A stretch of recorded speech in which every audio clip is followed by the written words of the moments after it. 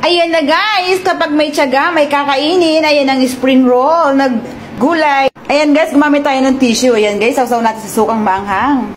Siyempre, ayan guys, nagkikrave tayo ng mga suka ngayon eh. Ang init.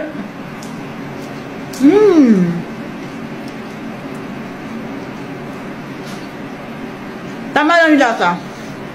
Para sa suka. Ayan guys. Ayan guys, ang ating gulay na lumpia. Yummy! Masarap sa sukang manghang. Yan. Yummy! Sige, pakita ko na naman kung paano ko siya ginawa. Kung paano ko niluto. Ayan guys, kapag may tiyaga, may kakainin. Nag-gawal. Ang init. Tara guys, kumuha ng lumpia. Ayan ang ating minced meat. Tauge, carrots, at saka repolyo. Ayan guys. Yan yung pang-wrap natin.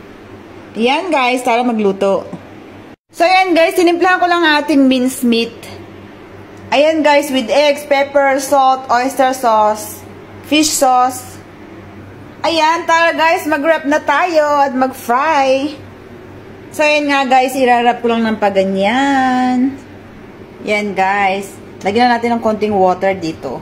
Ayan. So ayan na guys ang ating nagawa. Ayan guys, frying.